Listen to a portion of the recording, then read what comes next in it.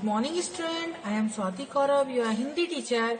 आज हम शुरू करेंगे कक्षा 4 का पाठ 4। इसका नाम है स्वार्थी पलक। आइए अब हम देखेंगे इसमें जो मुख्य कठिन शब्द आए हैं उनको। तो पहला शब्द है रुआंसे, दूसरा व्यवहार, तीसरा मुश्किल, चौथा एकलौती और पांचवा है उद्दंडता। आइए हम जान लेते हैं इस पाठ के अंतर्गत क्या क्या आ रहा है। तो इस पाठ के माध्यम से बताया गया है कि इकलौते बच्चे किस प्रकार नादानी करते हैं, लेकिन बाद में अपने आप ही समझ भी जाते हैं। आइए अब हम पढ़ेंगे पाठ। मम्मी, आप मेरी अलमारी में से मेरा सामान क्यों निकाल रही हैं? पलक ने ऐसी आवाज में पूछा जैसे वह बस लड़ ही पड़ेगी। तुम जानती तो हो पलक, दादाजी और दादी जी को भी तो अपनी चीजें रखने के लिए जगह चाहिए। उसकी माँ ने दृढ़ आवाज में कहा, जैसे बस बहुत हुआ। लेकिन मम्मी, मेरी चीजें कहाँ रहेंगी? बचपन से ही तो यह मेरा कमरा है। दादाजी और दादी जी हमारे साथ रहने आ रहे हैं, सिर्फ इसलिए क्या मुझे सब कुछ छोड़ देना पड़ेगा? पलक ने रुआंसे स्वर में कहा। पलक, क्या हुआ?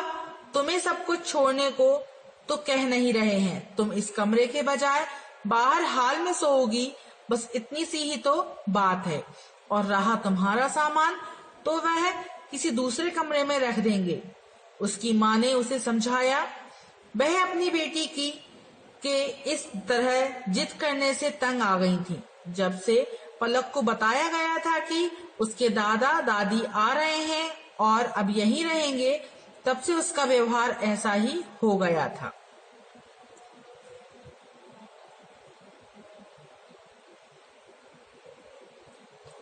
दादाजी करीब 70 साल के हो गए थे और गांव की खेती-बाड़ी की अकेले देखभाल करना उनके लिए मुश्किल हो रहा था। उन्होंने गांव की जमीन बेच दी थी।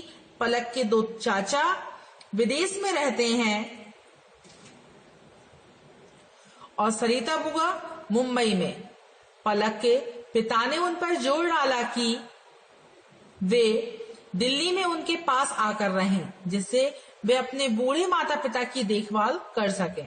यह बात नहीं थी कि पलक को दादा दादी अच्छे नहीं लगते थे। छुट्टियों में दादा दादी से मिलना उसे अच्छा लगता था, लेकिन इसका यह मतलब तो नहीं कि वह खुशी अपना कमरा भी उनको दे दे। पलक अपने माता पिता की इकलौती संतान है। उसने अपनी चीजें किसी से बांटना कभी नहीं सीखा। तो हुआ यह कि दादा दादी जब आ गए तो उसने जरा सी बात पर तुनकना और कुड़कुड़ाना शुरू कर दिया और उद्दंडता दिखाने लगी। उसने बहुत हो हल्ला मचाया कि उन्हीं के कारण उसे अपना कमरा छोड़ना पड़ा। कभी वह उन्हें कटु जवाब दे देती, उनसे ज्यादा बात नहीं करती और टीवी पर अपना मनपसंद प्रोग्राम देखती रहती। सबके साथ रहने का दादा दादी का यह अनुभव बिल्कुल नया था। वे लोग दूसरी तरह की दिनचर्या के आदी थे। सुबह उठकर दादी पूजा करती, नाश्ता बनाती। दादा दादी को रेस्टोरेंट में खाना या सिनेमा हॉल में फिल्म देखना भी पसंद नहीं था। उन्हें यूं ही सिर्फ मजे के लिए बाजार में खरीदारी करना भी अच्छा नहीं लगता था। उनका सोचना था कि लड़कियों को छोटी छोटी पोशाकें पहननी ही नहीं चाहिए। पॉप संगीत उनके लिए शोर था और आइसक्रीम खाना स्वास्थ्य के लिए ठीक नहीं था। बस एक चीज दोनों को एक जैसी पसंद थी और वह था टेलीविजन।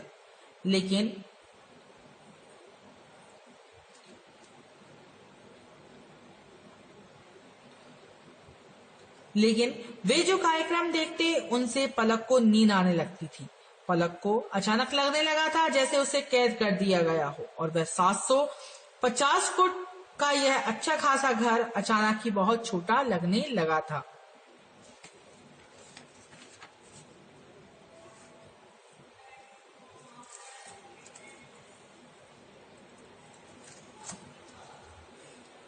जैसे जैसे दिन बीतते गए, पलक ने स्थिति से थोड़ा बहुत समझौता कर लिया। धीरे धीरे दादी ने भी उसकी पोशाकों की आलोचना करना बंद कर दिया। एक दिन दादी शहर घूमने के लिए गईं, तो उसके लिए एक टी शर्ट भी खरीद लाई।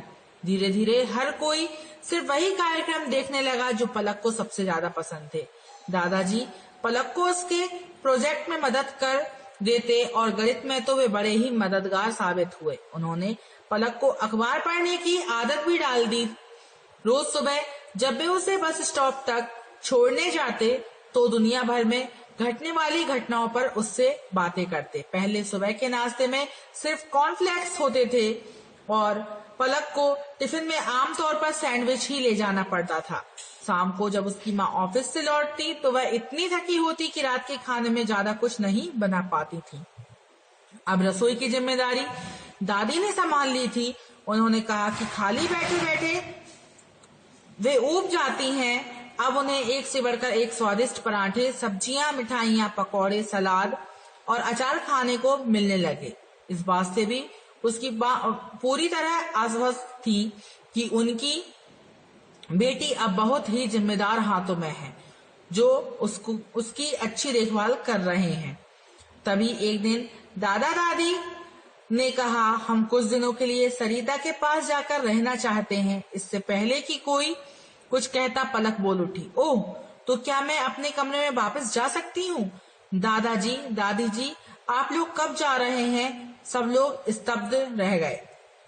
कमरा तो दूर रहा, बाद में उसके माता पिता ने उसे इतना डांटा कि बस पूछो मत। इतनी डांट तो उसने अपनी जिंदगी में कभी खाई ही नहीं थी। जो भी हो, वह जो चाहती थी उसे मिल गया और 2 दिनों में ही वह सब कुछ पहले जैसा हो गया। लेकिन अब उसे सूनापन लगने लगा था। स्कूल से घर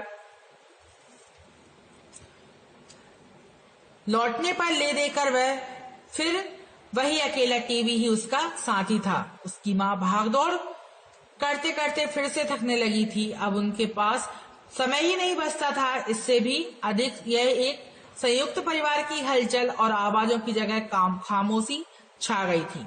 750 फुट का यह अच्छा खासा घर जैसे एक बहुत बड़ा लगने लगा था। अगले दिन रात को उनकी आशा अनुसार ही जब फोन की घंटी बजी तो पलक ने ही सबसे पहले दौड़कर रिसीवर उठाया और कहा, दादा दादी जी, आप वापस कब आ रहे हैं? भाषा ज्ञान का पहला प्रश्न है, उर्दू और अंग्रेजी शब्दों के शुद्ध उच्चारण के लिए हम जा और फा वर्णों के नीचे नुक्ता लगाते हैं तो क्या वो बन जाते हैं जा और फा। तो जा और फा ध्वनि वाले 3 नए शब्द लिखिए। तो क्या क्या लिखेंगे हम? जा वाला है जमीन, जिद, जिंदगी। ये क्या है? जा वाले शब्द हैं, इनके नीचे नुक्ता लगे हुए हैं। नुक्ता में ये बिंदी जो है उसको नुक्ता बोलते हैं। फिर है फा वाले हैं तूफान, फकीर और फर्ज। ये क्या हो गए? फा ध्वनि वाले 3 शब्द। दूसरा प्रश्न है ट ठ ड ढ। ये पंक्ति ट वर्ग कहलाती है। इसके साथ 2 वर्ण और हैं, ड और ढ। तो इन वर्णों का प्रयोग करते हुए 3 नए शब्द लिखिए। तो 3 हमें नए शब्द लिखना है। डा, डंडा, डमरू, डर। डंडा, डमरू, डर। ये किससे बने हैं? डा से बने हैं। फिर है ढ। तो ये इसका प्रयोग किस में उपयोग होता है? ना में प्रयोग होता है। चंचल, चंद, चंगुल। फिर है ढा, ढोलक, ढक्कन, ढोल। ढोलक, ढक्कन, ढोल। फिर है ढा, बूढ़ा, बढ़िया, ढीला। ये ढा से प्रयोग होने वाले हैं। अब देखते हैं हम अगला प्रश्न। अगला प्रश्न है, आप इनमें से कौन सा व्यवहार अपनाना चाहेंगे? चुनकर लिखिए और कारण भी बताइए। तुनकना, कुड़कना, रूठना, मुस्कुराना, खिलखिलाना, हंसना, बड़बड़ाना, चिल्लाना और मुंह बनाना। ये जो शब्द हैं, तो आप कौन सा व्यवहार अपनाना चाहेंगे?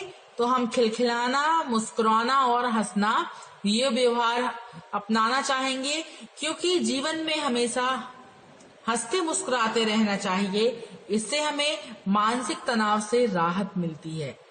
इसका ये हमें कारण पता चल गया है।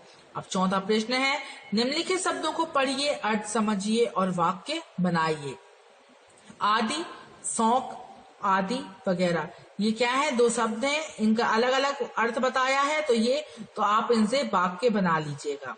ठीक है, ऐसा लिख लीजिएगा, शौक और वगैरह। जरा, एक जरा मीन्स होता है बुढ़ापा, एक जरा मीन्स होता है थोड़ा सा। एक है हाल, हाल मीन्स हालत, पूछते ना आपका क्या हाल चाल है। और एक हॉल, हॉल मीन्स क्या होता है? कमरा, जैसे हमारे घर में होता है ना हॉल। तो ये अब आप लोग इससे वाक्य बना लीजिएगा, ये आपका होमवर्क है। ठीक है, ये था बच्चों हमारा पार्ट 4, ये कंप्लीट हो गया है। इसको अपनी कॉपी में कर लीजिएगा, इसके क्वेश्चन आंसर कर लीजिएगा, मौखिक प्रश्न कर लीजिएगा, लिखित प्रश्न कर लेना, ये सब आप अपनी कॉपी में कर लीजिएगा। आइए बच्चों, अब हम देखेंगे अभ्यास। इसमें पाठ ज्ञान में पहला प्रश्न है मौखिक प्रश्न। उसका पहला प्रश्न है, पलक क्यों नाराज थी? उसका कमरा खाली होने के कारण पलक नाराज थी। दूसरा प्रश्न, पलक को अपना घर छोटा क्यों लगने लगा था? क्यों लगने लगा था उसको अपना घर छोटा? दादा दादी के आने से। तीसरा प्रश्न, दादी जी पलक के लिए क्या क्या व्यंजन पकाती थी? तो दादी जी पलक के लिए स्वादिष्ट पराठे, सब्जियां, मिठाइयां, पकोड़े, सलाद और अचार। चौथा प्रश्न, दादाजी पलक की किस प्रकार मदद करते थे? किस प्रकार करते थे, जल्दी बताइए। तो इसका उत्तर है, दादाजी पलक को प्रोजेक्टों में तथा गणित में मदद करते थे। अब है लिखित प्रश्न। लिखित प्रश्न में पहला प्रश्न बहुविकल्पीय प्रश्न, इसमें टिक द करेक्ट है ये। तो पहला है, पलक के घर पर आ रहे थे, कौन आ रहे थे? दादा दादी, तो इसमें टिक कर लीजिए दादा दादी पर। फिर है दूसरा प्रश्न, पलक की बुआ रहती थी, कहाँ रहती थी पलक की बुआ? मुंबई में, मुंबई पे टिक कर लीजिए।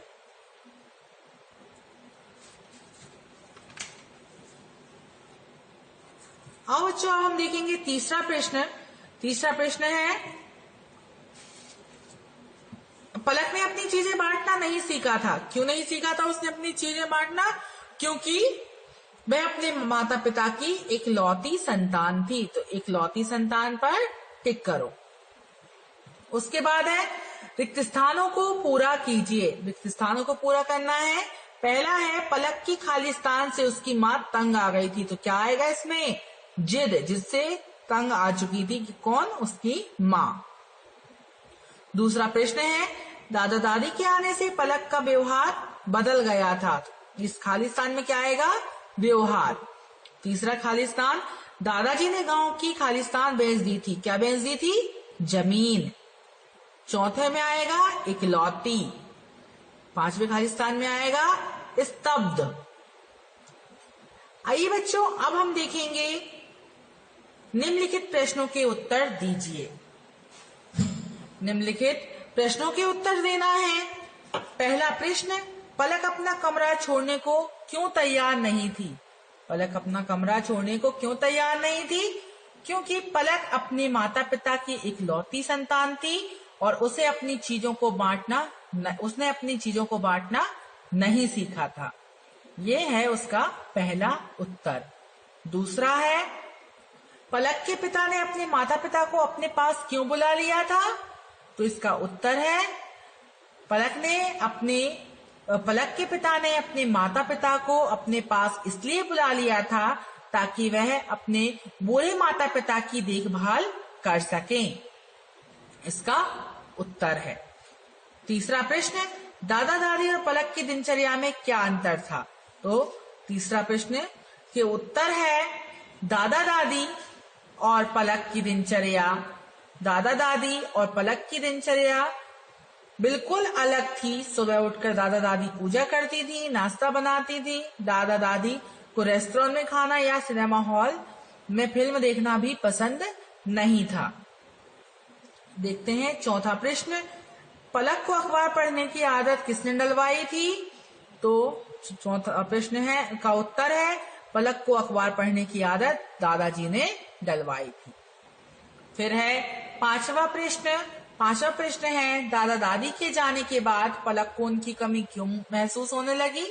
दादा दादी के जाने के बाद पलक को उनकी कमी क्यों महसूस होने लगी? तो इसका उत्तर है दादा दादी के जाने के बाद पलक को घर में सूनापन लगता था।